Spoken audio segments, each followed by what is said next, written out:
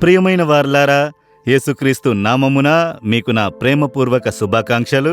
ఈ సంవత్సరం యొక్క చివరి రోజునకు మనం వచ్చి ఉన్నాము. తర్వాత నూతన సంవత్సరంలోనికి ప్రవేశించబోతున్నాము.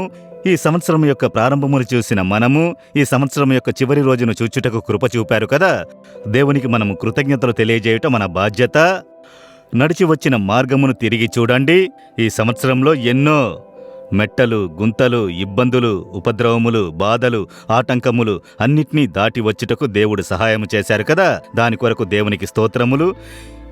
ఈ రోజున ఒక వేదవాక్యమును జ్ఞాపకము చేసుకోవాలి.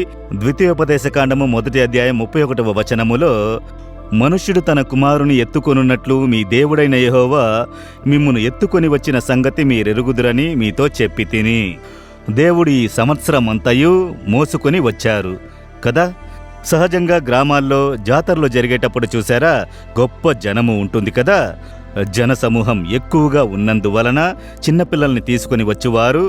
ఒకటి, వారిని నడిపించుకుంటూ వస్తే ఆ దృశ్యములను చూడలేరు.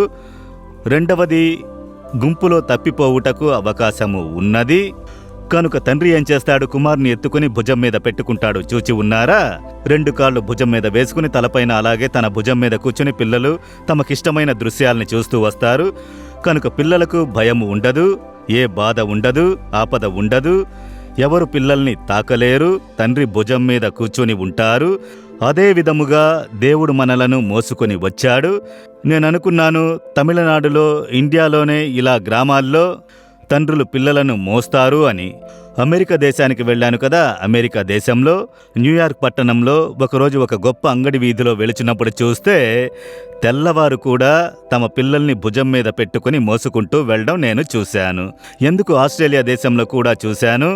అనేక దేశాలలో తండ్రుల యొక్క ప్రేమ ఆ పిల్లలను మోయుటకు భుజం మీద వారికి స్థలమిచ్చి వారిని మోసుకుని పోవటము నాకు ఆశ్చర్యం కలుగజేసింది.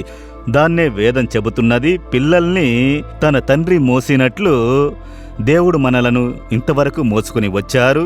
అందువల్లనే ఇప్పుడు మనం ప్రాణముతో ఉన్నాము, భద్రముగా ఉన్నాము. దాన్ని అనుకుని దేవుని స్తుతించాలి. దేవా, ఈ సంవత్సరమంతా నన్ను మోసుకుని వచ్చితిరి. నన్ను క్రింద నడవనివ్వలేదు. ఆపదలు నన్ను తాకుటకు విడిచిపెట్టలేదు. నన్ను కాపాడి భుజం మీద ఉంచుకొని మోసితిరి. ఆ ప్రేమను తలంచి మిమ్ములను స్తుతించుచున్నానని స్తుతించుచూ ఉండండి. మీరు స్తుతించగా ఆ స్తోత్రములతో నూతన సంవత్సరంలోనికి ప్రవేశించాలి. అప్పుడు కృతజ్ఞత కలిగిన హృదయముతో నూతన సంవత్సరంలో ప్రవేశించెదరా. దేవుడు నూతనమైన మేలుల్ని, ఆశీర్వాదమును అనుగ్రహించును. నూతన సంవత్సరమునకై దేవుడు ఉంచిన వాగ్దానము ఏమిటి? రేపే దాన్ని తెలుసుకొనబోచున్నాము. ఇప్పుడు దేవునికి తెలిపెదమా? దేవా, ఒక తండ్రి బిడ్డను మోసుకుని వచ్చినట్లుగా నన్ను, నా కుటుంబమును ఈ సంవత్సరమంతా మోసుకుని వచ్చితిరే. ఎన్నో ఆపదలు, ఇబ్బందులు నన్ను కమ్ముకుని వచ్చినను నన్ను మీరు మీ భుజం మీద ఉంచి పిల్లల్ని తండ్రి మోసినట్లుగా మోసితిరి. ఏ కీడు నన్ను తాకకుండునట్లు నన్ను కాపాడితిరి. దానికై స్తోత్రములు. ఇప్పటి వరకు నడిపించుచున్న ప్రభువుకి స్తోత్రములు. నూతన సంవత్సరమును చూసే కృపను అనుగ్రహించిన దేవునికి స్తోత్రములు. యేసు నామములో ఆమెన్, ఆమెన్.